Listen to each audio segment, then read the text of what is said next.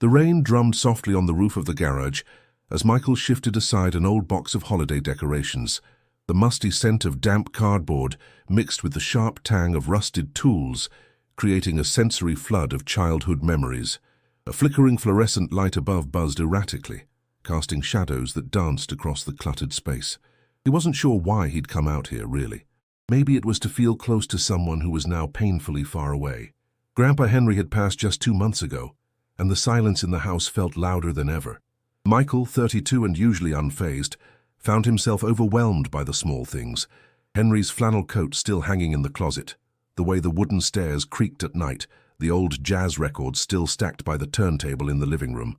His eyes drifted across the room and landed on an object half buried beneath a tarp, between a stack of National Geographic magazines and a wooden crate labeled Christmas 1987. He pulled the tarp away, revealing the large mahogany box of Henry's old tabletop radio. It was heavier than he remembered, its wood darkened with age, dials dulled with grime. The speaker grill was frayed, but the brass tuner still gleamed faintly like a tired relic refusing to fade. He gently lifted it onto the workbench. As a child, he'd sat at Henry's knee, listening to the warm crackle of jazz and wartime broadcasts. Grandpa never let anyone touch the radio. It was sacred to him, off-limits, untouchable.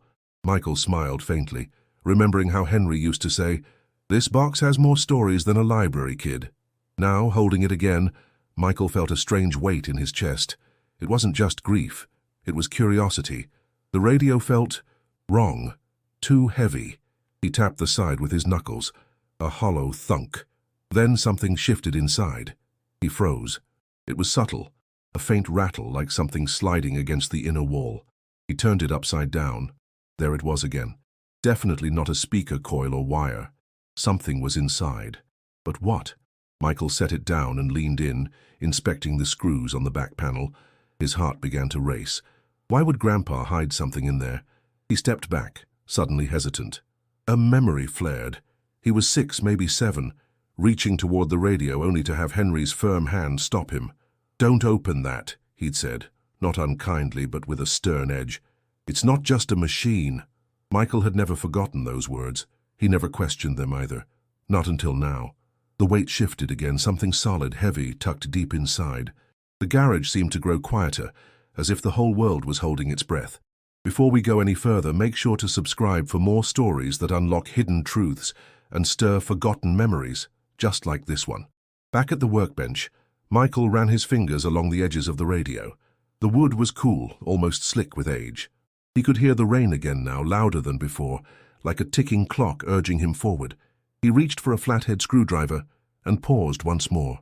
"Only when I'm gone." That's what the voice in his head whispered, what Henry might have meant.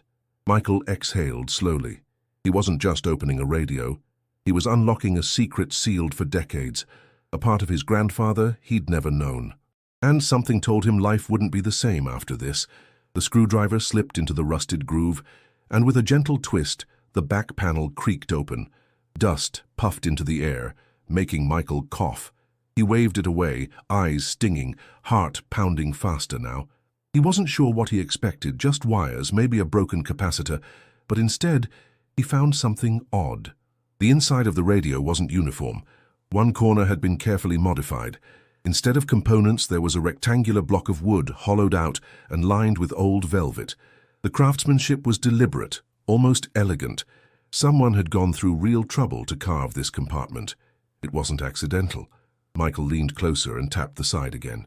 The rattle came back, definitely from inside the velveted hollow. He slid his fingers along the edge, finding a small lip. He pulled, and a thin wooden panel popped free. His breath caught. A small bundle was tucked tightly inside, wrapped in what looked like oilskin. The surface glistened faintly under the flickering garage light. It felt heavy, solid, and yet somehow fragile. As he cradled it in his hands, the air in the garage shifted. He wasn't just holding something old, he was holding something forbidden. His thumb ran over the material. He didn't unwrap it. Not yet. Instead, he set it gently aside on the workbench and looked back into the radio. Beneath the velvet, a thin layer of newspaper lined the hidden cavity. He squinted. The print was faded, but he could make out the date, July 3rd, 1947. Michael frowned. That couldn't be right. That was decades before his father was born, before Henry met his grandmother, before everything. The realization made his skin prickle. He leaned back, hands braced on the edge of the bench, trying to make sense of it. Grandpa Henry had always been private, but this felt like something from a novel. Hidden compartments, decades-old wrappings, newspaper clippings. It wasn't just nostalgia. It was a secret, a serious one. His gaze drifted back to the bundle. He hadn't opened it, but it already felt like it was rewriting what he knew about his family. Was it documents, old money, letters? A memory surfaced. Henry sitting on the porch, radio in his lap, tuning the dial with such reverence. "You gotta treat history like a sleeping bear," he'd once said. "Poke it too hard, and you might not like what wakes up." Michael chuckled bitterly. That line made more sense now than it ever had. He picked up the bundle again. It was cool to the touch, and heavier than it looked. He could feel something rigid inside, flat, maybe square. A box? A frame? Every inch of him wanted to unwrap it, but something made him hesitate again. This wasn't just curiosity anymore. It was reverence. Whatever Henry had hidden, he did it on purpose, and not out of shame, out of importance. This was something meant to be found only under the right circumstances. Something left behind as more than just memory. A message, a confession, a gift. Michael closed his eyes, letting the silence of the garage settle around him.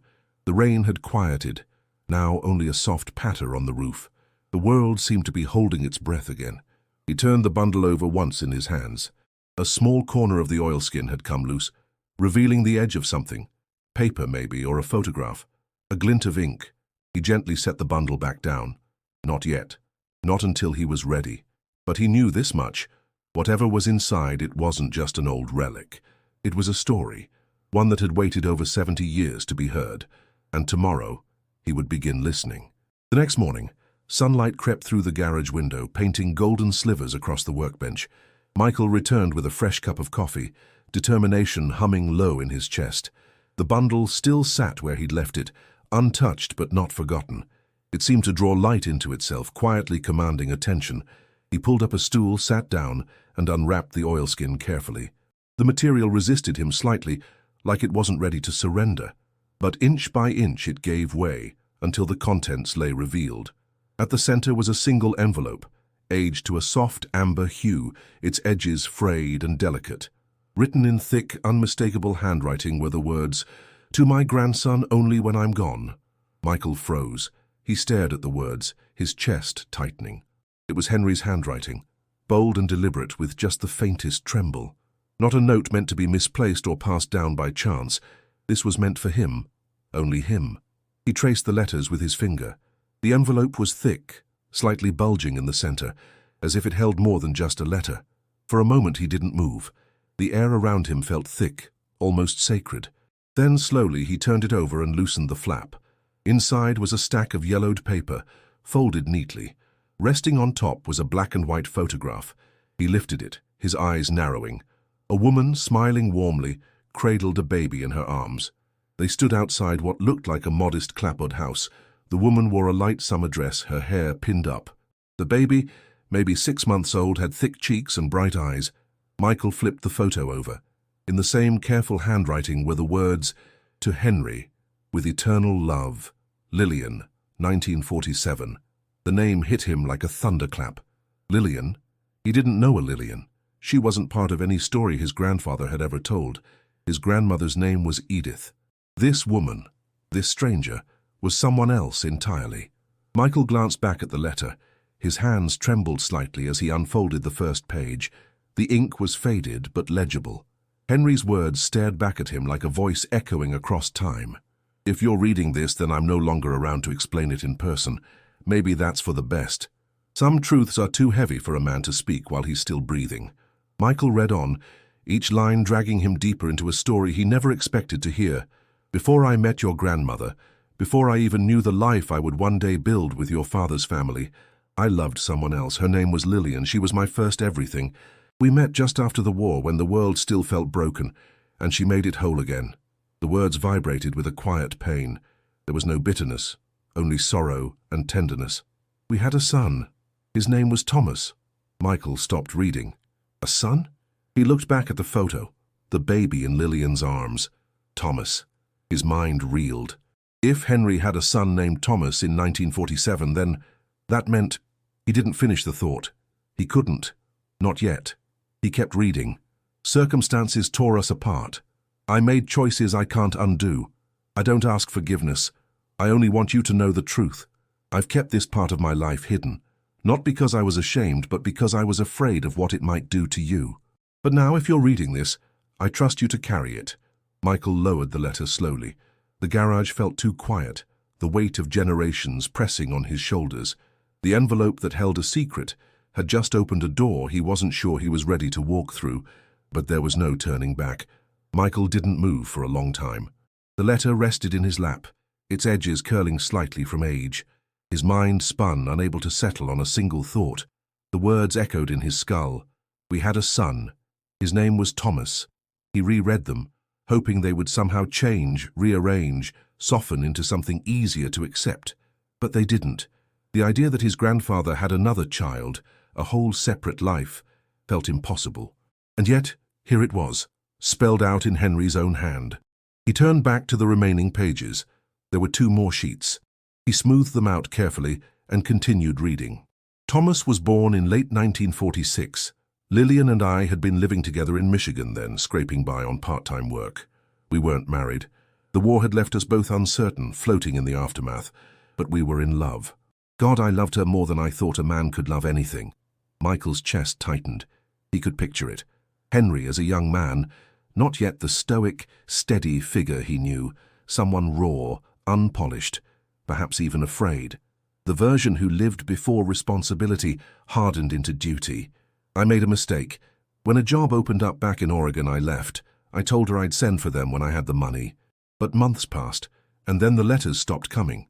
I tried to find her again, but her family had moved. No address, no phone, just silence.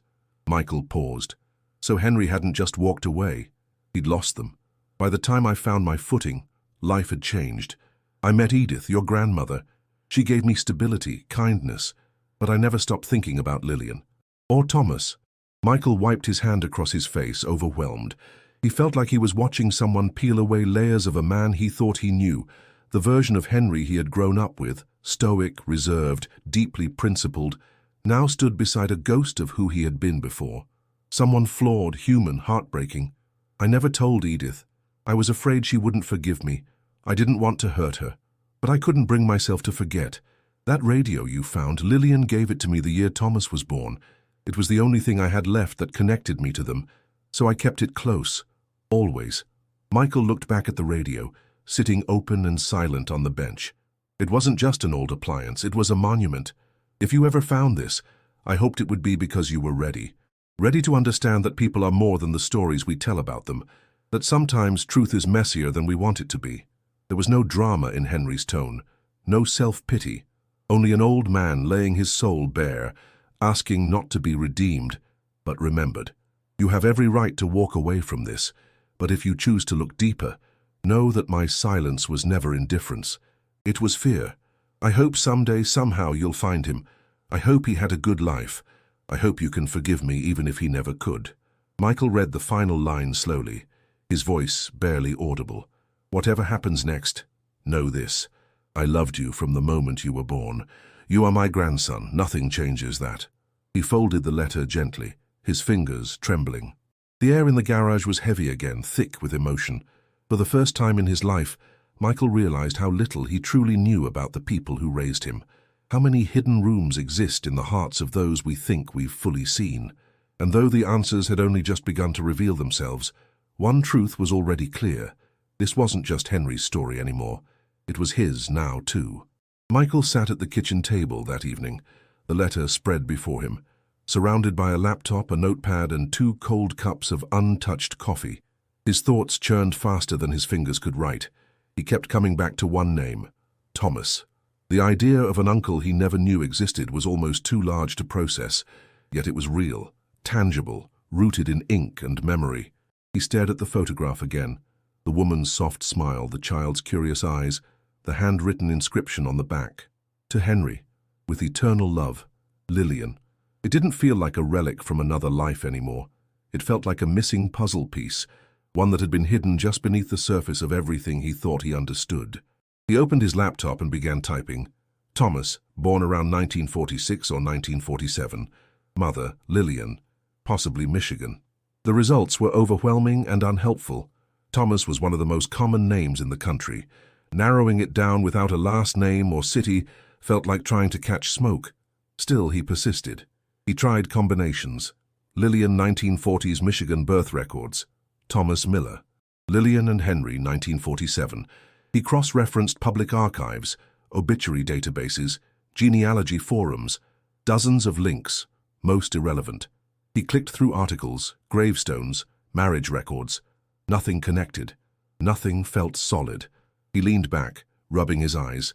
Part of him wanted to give up, but another part, a deeper, more insistent part, refused. He wasn't doing this just out of curiosity. He was doing it because Henry had trusted him, because the weight of that trust now rested on his shoulders. His mind wandered back to Christmas mornings in this very kitchen.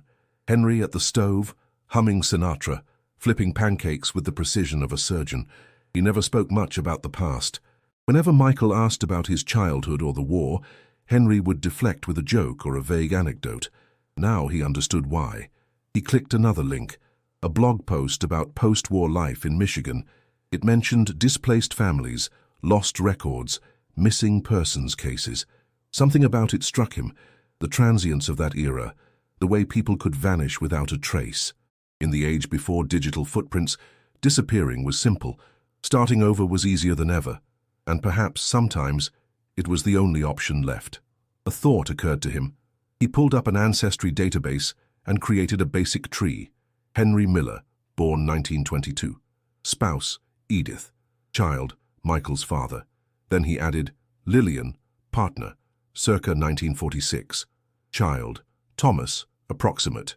The program searched for possible matches, dozens of dead ends, until one caught his eye. An obituary from 2002. Lillian M. Hart, formerly Miller, Michigan native. Survived by one son, Thomas E. Hart, retired firefighter, Chicago. Michael's heart skipped. He clicked. The details matched. Age, timeline, geography. The name Hart. Perhaps Lillian reverted to her maiden name after Henry left. It made sense. It fit. He stared at the name, Thomas E. Hart, alive, in Chicago. It wasn't confirmation, not yet, but it was the closest thing to a lead he had found, and something about it rang true, not because of the data, but because of the way the world sometimes connected what we were meant to find. Michael copied the name into his notepad, his fingers trembling slightly. This wasn't just an idea anymore. It was a person, a living person, possibly his uncle. And maybe, just maybe, the story Henry had buried inside that old radio was ready to find its ending. Michael sat in silence, staring at the screen. The name Thomas E. Hart glowed softly in the dim light of the kitchen. Retired firefighter. Chicago. It all seemed so normal. And yet, under that normalcy, could lie decades of forgotten history, fractured family, and unanswered questions. He clicked the obituary again, studying every detail. Lillian had passed in 2002, survived by her son. No mention of a husband, no siblings listed, no photographs. The text was short and plain, just a few lines, but one thing caught his attention. Thomas E. Hart, devoted son and decorated firefighter of 32 years. He grabbed his notebook and jotted it down. 32 years. That would place Thomas near retirement age in 2002, meaning he had likely been born around 1946 or 1947, just like Henry had said. It wasn't proof, but the timeline fit too perfectly to ignore. Michael opened another tab and searched for firefighter records in Chicago. Department archives, public interviews, retirement bulletins. It was slow going, and most of the links led to nothing. But after nearly an hour of searching, he stumbled on a scanned newsletter from 1997. 25 years of service recognition. Among the names listed, Captain Thomas Hart, Engine 48. His heart jumped. There was even a short paragraph beneath the name. It described him as a quiet leader, respected by his team, known for bravery and discretion, a man who kept to himself, but always stepped forward when it mattered.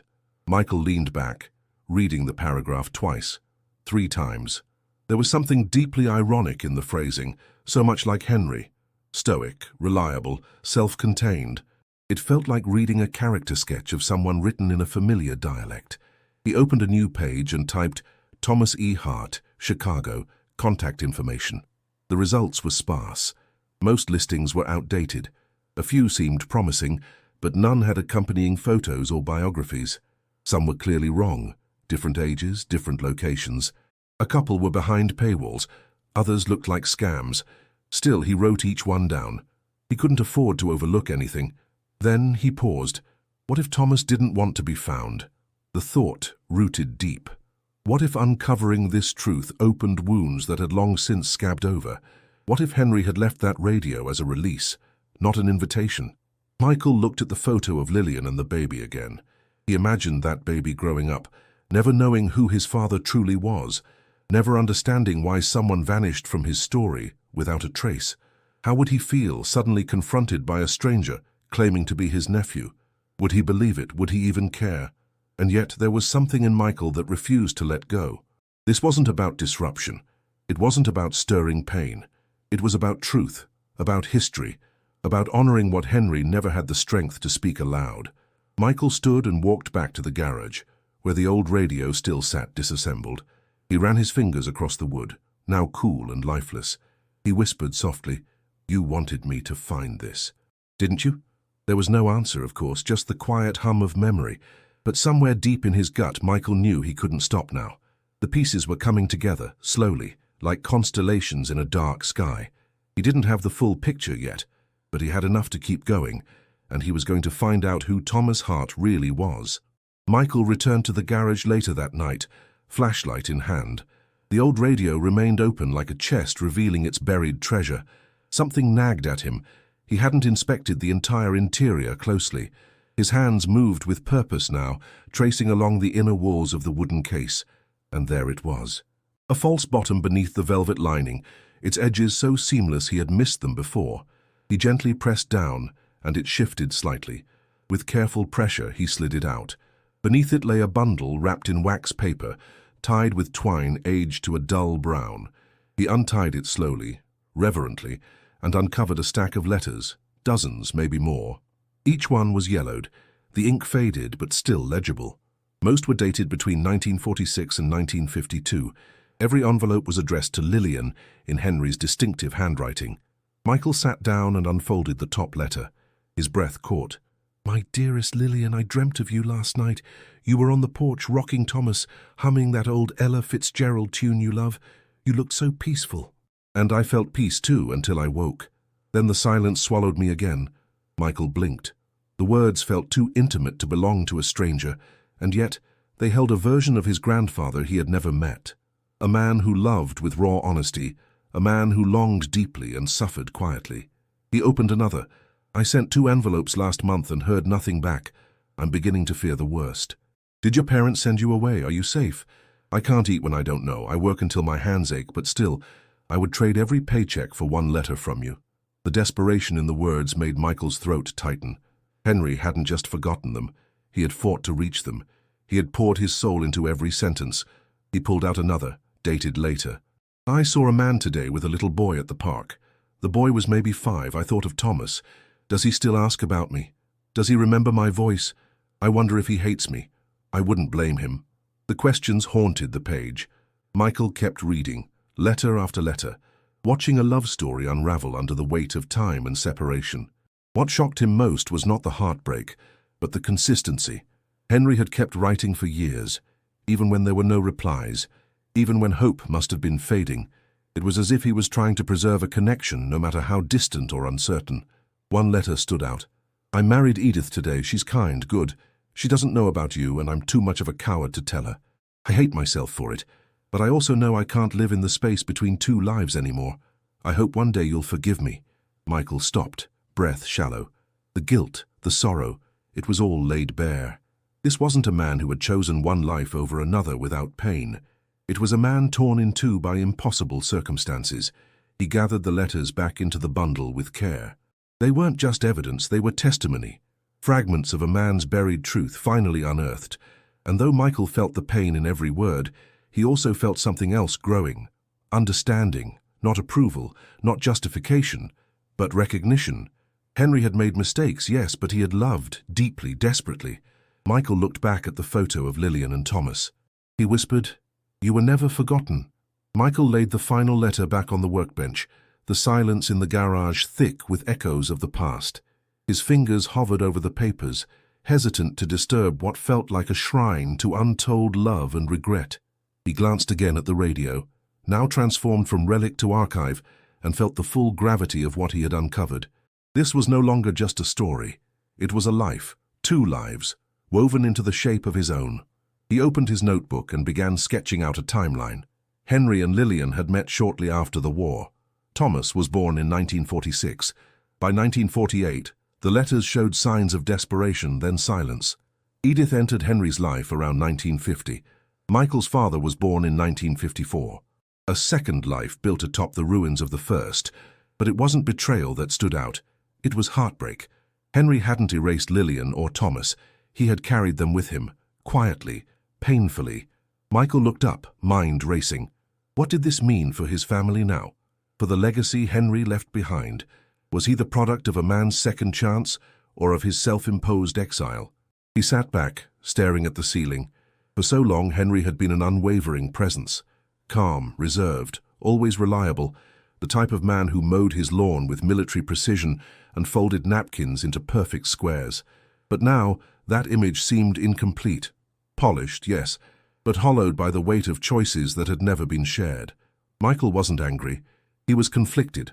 How do you judge a man who tried to do right by everyone and failed? He knew he couldn't ask his father yet.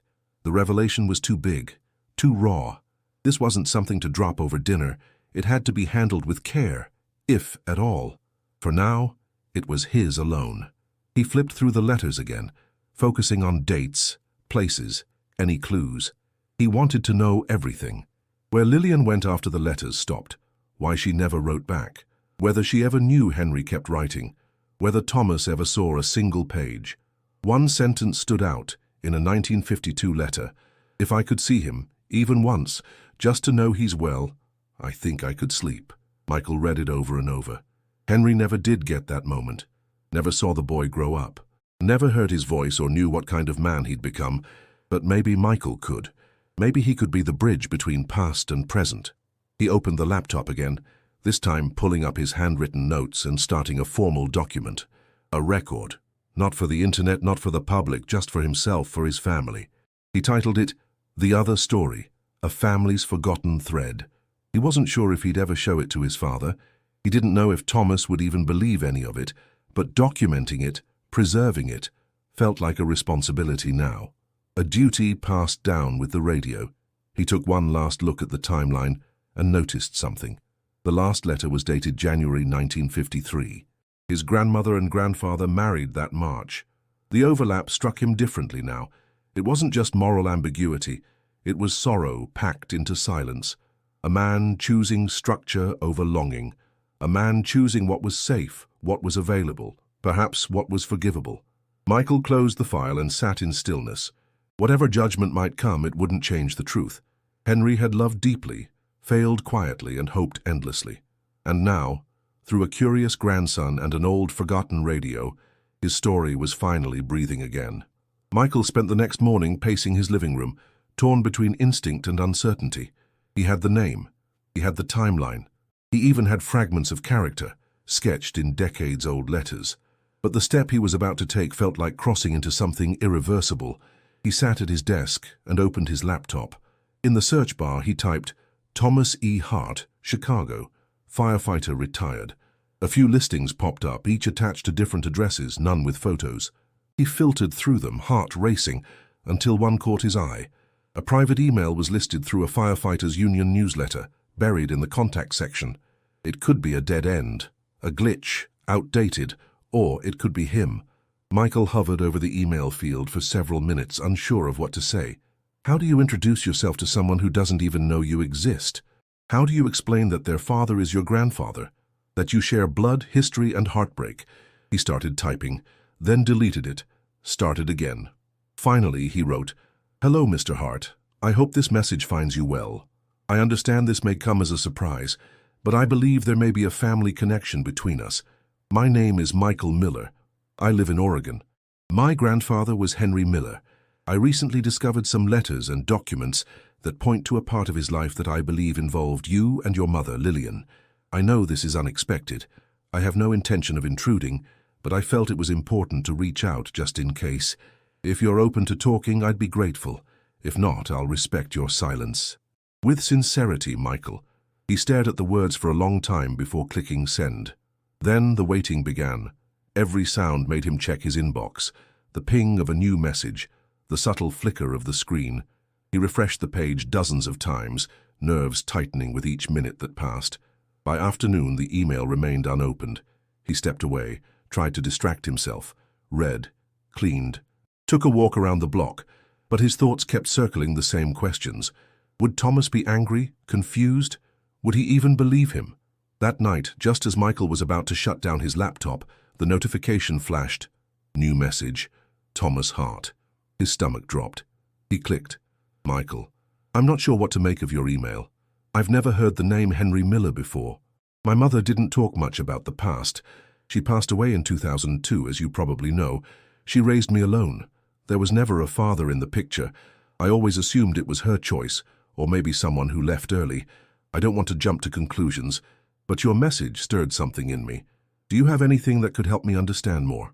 Thomas Michael reread the message, trying to measure the tone, cautious but not closed, curious even if guarded.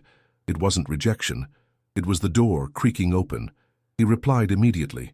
Thank you for your response. I do have more. A photograph of your mother holding a baby dated 1947. Letters from Henry addressed to her and to you, expressing deep regret, love, and a desperate desire to reconnect. I also have the original envelope where he wrote, "To my grandson, only when I'm gone. I can scan and send everything if you're willing." He attached the photo. One letter. Nothing overwhelming, just enough to show sincerity. A few hours later, Thomas wrote back, "That's my mother. I've never seen that photo. Please send everything. I think we need to talk." Michael sat back, stunned. The line had been crossed. The connection was real. And for the first time since opening the radio, he wasn't carrying the story alone. The next morning, Michael's phone buzzed with an unknown number. He froze, hand hovering over the screen. It had to be him. A tightness gripped his chest as he answered. "Hello?" A pause, then a steady voice replied, "Michael, this is Thomas Hart." Michael swallowed. "Hi. Yes. Thank you for calling." Another brief silence stretched between them, both men measuring the weight of the moment. "I wasn't sure I would," Thomas said finally. "I spent most of the night reading those letters." Michael waited. "I didn't know any of this," Thomas continued. "I mean, I always suspected there was more to the story. My mother, she was warm but guarded. When I asked about my father growing up, she just said he wasn't around. Never angry. Just quiet. Like it hurt her to talk about it." Michael nodded, though Thomas couldn't see him. "I think Henry wanted to tell you. I really do. The letters show that. He just didn't know how, or he lost the chance." "I believe you," Thomas said, surprising him.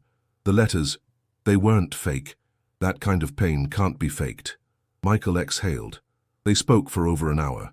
Thomas asked questions about Henry, about Michael's childhood, about the radio and how it all began.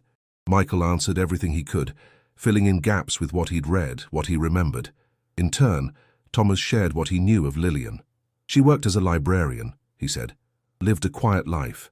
She was strong, independent, but she kept parts of herself hidden, like rooms she didn't want anyone to open. She never remarried. Never even dated, far as I could tell." Michael felt a pang of guilt for the years of silence between his grandfather and that woman. "I think he carried her memory all his life." Thomas didn't respond immediately. Then, "Do you have more of the letters?"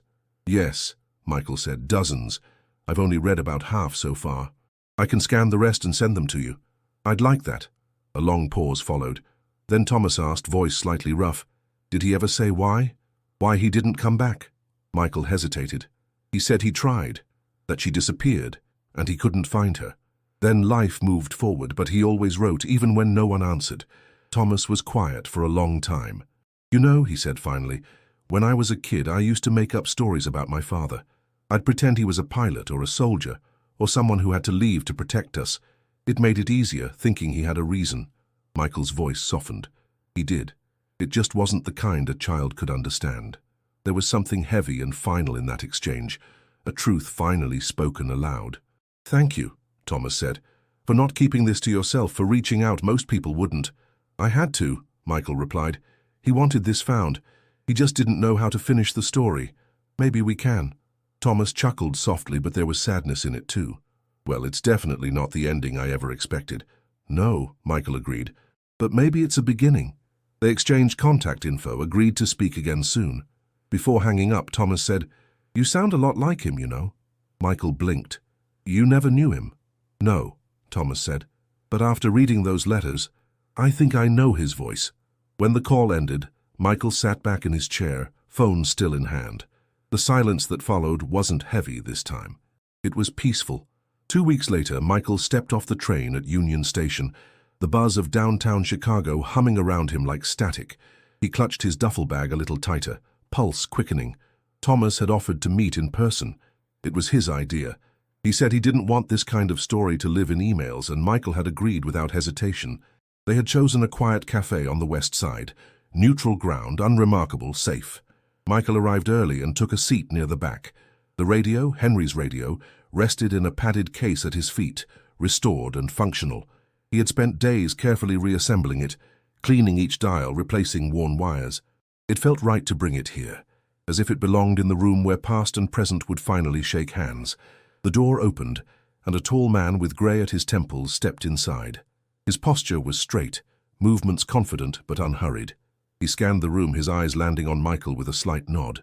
Thomas Hart. Michael stood, his breath catching in his throat. Thomas approached slowly, face unreadable. They shook hands, firm grip, brief. No words at first, just that quiet acknowledgement. "We're here. This is real."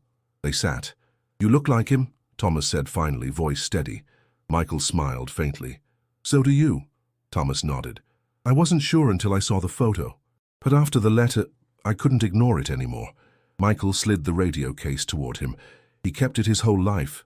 Said Lillian gave it to him the year you were born." Thomas reached out, fingers brushing the smooth wood.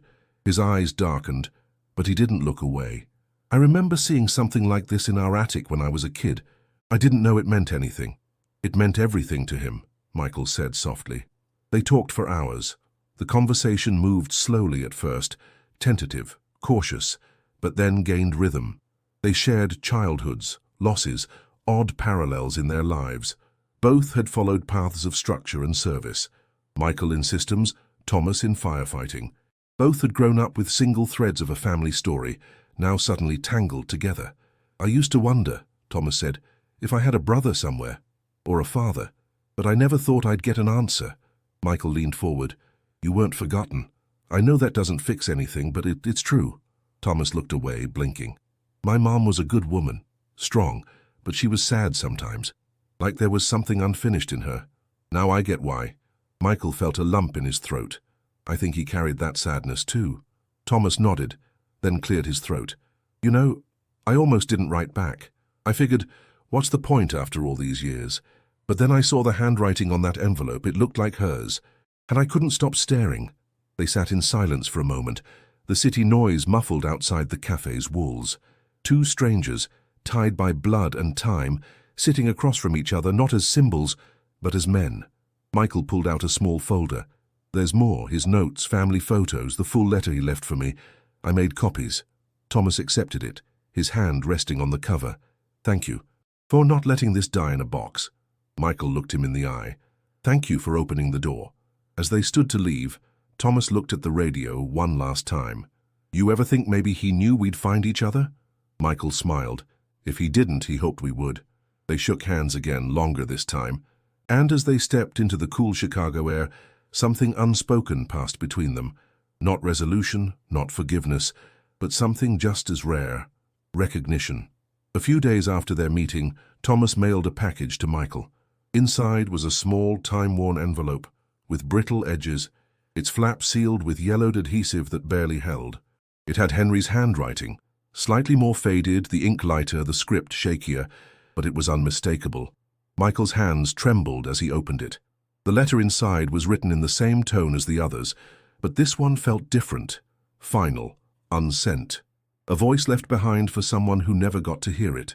Thomas, I've started this letter a dozen times and never finished. Maybe because I didn't believe I deserved the right. Maybe because I was afraid of what the silence would answer back. Michael paused, heart thudding in his chest. He imagined Henry, much older by then, sitting at his desk late at night, pen in hand, trying to speak to a son who had become more memory than man. I want you to know that you were not forgotten. I thought of you every day. Every single day.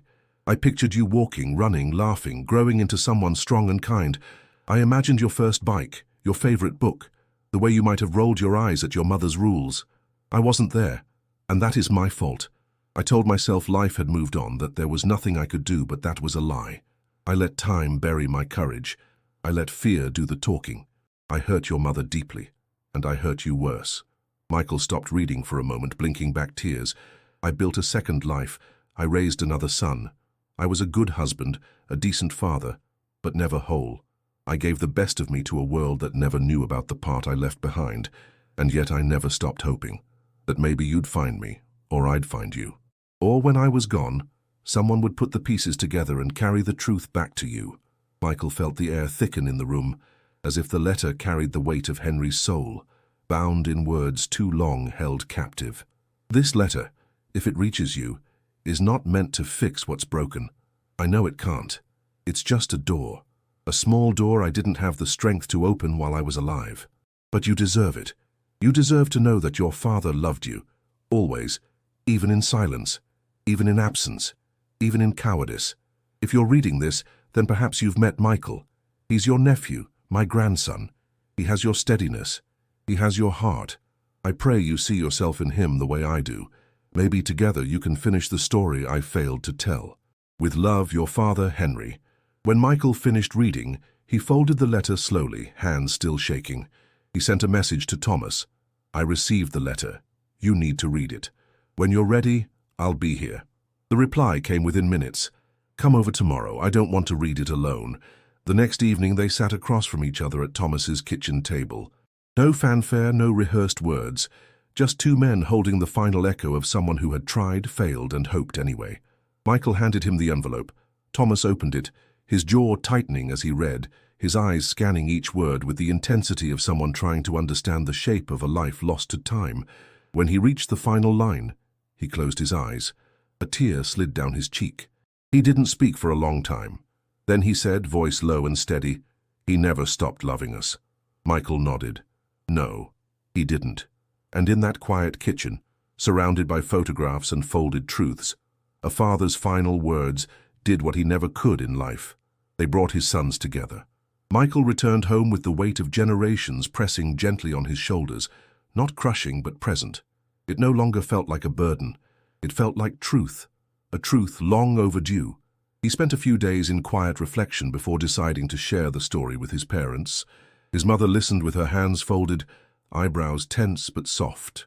His father, David, however, sat completely still as Michael laid out the photographs, the letters, and finally Henry's final confession.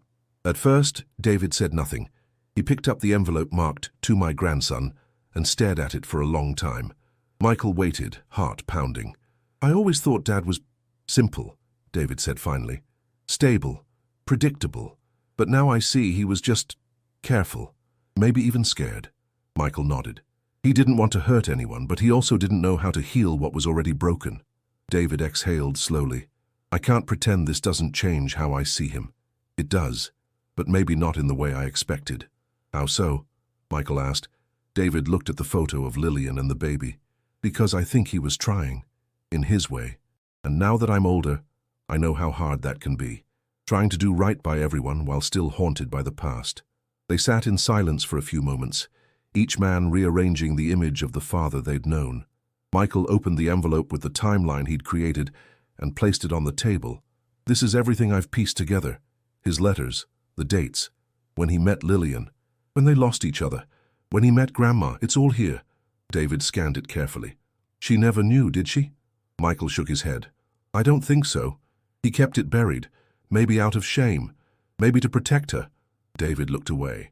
"Or maybe because he didn't trust himself to choose again." Michael wasn't sure how to respond to that. Then his mother spoke up for the first time. The man we knew was still real. What he gave us wasn't fake, but now we know there was more. Michael met her gaze. Does it feel like betrayal? She paused, considering. No, it feels like grief. Not for what he did, but for what he carried alone. That struck deep. Later that night, David pulled Michael aside and asked, "Do you think I should meet him?" "Thomas?" Michael hesitated, then said, "I think he'd want that. I think Henry would have wanted that too." David nodded slowly. "Then maybe I will." Over the next week, Michael and Thomas spoke regularly. They began sharing more family details, birthdays, names, stories, pieces that, when placed together, formed a mosaic of a family too fractured to see itself clearly until now. Michael also began compiling the story, not as a public memoir but as a private legacy, a family document. He titled it simply, The Radio. Each chapter chronicled what he had discovered, the hidden compartment, the letters, the photograph, the final message. He included copies of every note, scans of the photo, transcripts of conversations, not to expose anyone, but to preserve what was nearly lost. It wasn't about blame, it was about memory.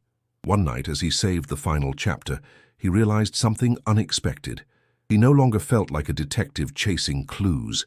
He felt like a son reconnecting with his grandfather. Not the myth, but the man. The flawed, fragile, fiercely loving man who never stopped hoping the truth would be enough. And now, it was. Michael stood in the garage once more, the old radio gleaming beneath the soft light overhead. It looked almost new now, cleaned, polished, repaired. But what mattered most wasn't what had been fixed on the outside. It was what had been found within. He placed the bundle of letters back into the hidden compartment, not to hide them, but to return them to their rightful place. A resting place. A memorial. Beside them he tucked in a printed copy of Henry's final letter to Thomas, along with a note of his own. To whoever finds this next, this story was never about one man. It was about all of us, and what we carry when no one is looking. He sealed the panel gently and closed the radio with care. Later that day, Michael drove across town to his parents' home. David greeted him at the door, and Michael noticed the slight change in his demeanor. Calmer, more centered. Something had settled inside him since the truth came out. They didn't need to talk about it. It was in the way David smiled now, the way he lingered just a little longer in a hug. Michael brought the radio inside and set it on the table. "I thought it should be here," he said. David placed a hand on it. He would have liked that. In the following weeks, Michael continued writing. The document grew beyond a personal record into something richer, a tribute. He included reflections from his father, pieces of audio from recorded conversations with Thomas, and even scanned photographs they'd begun exchanging. A mosaic of two families finally colliding, not in conflict but in clarity. He also began corresponding more deeply with Thomas. The bond, though still new, began to feel natural. They started sending birthday messages, holiday check-ins. What had started as a startling revelation was now evolving into something familiar. One afternoon, Michael asked Thomas if he wanted to meet the rest of the family, David included. After a long pause on the phone, Thomas simply said, yes. The meeting was quiet, personal.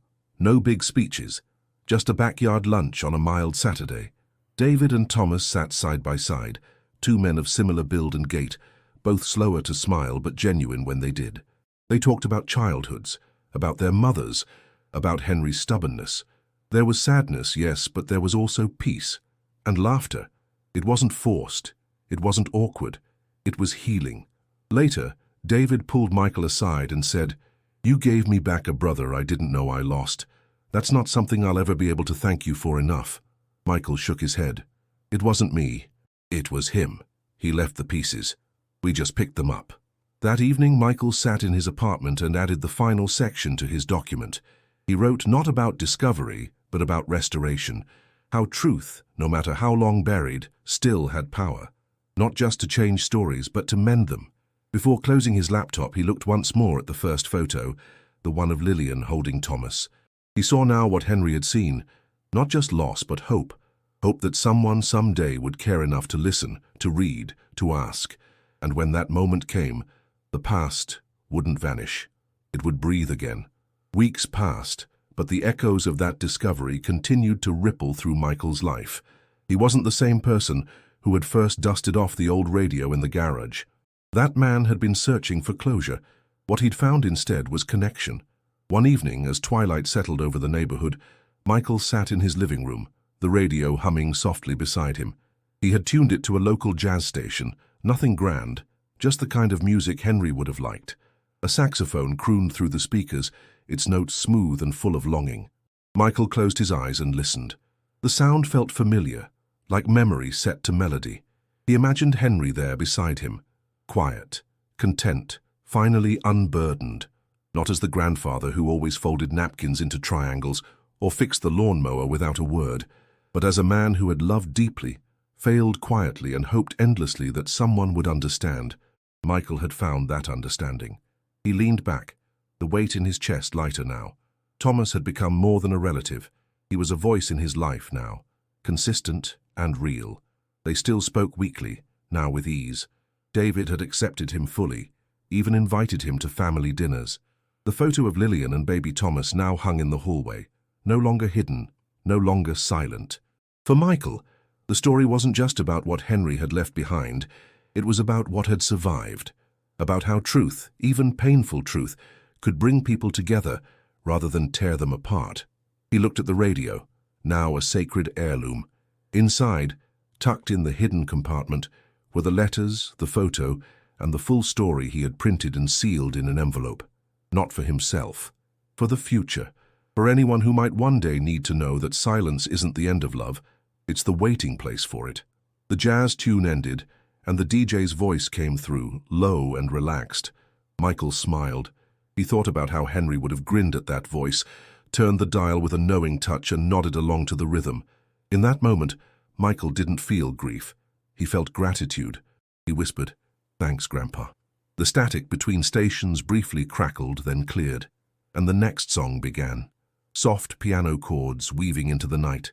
Before we end this story, if it moved you, if it made you reflect on your own family, or stirred something inside, subscribe to the channel. We share true stories like this every week. Stories that dig deep, touch the heart, and remind us what it means to be human. And don't go just yet. Click on the video right here on the screen. It's the next story, and trust me, you won't want to miss it. Because sometimes the smallest discoveries, an old photo, a folded letter, or a forgotten radio, can change everything.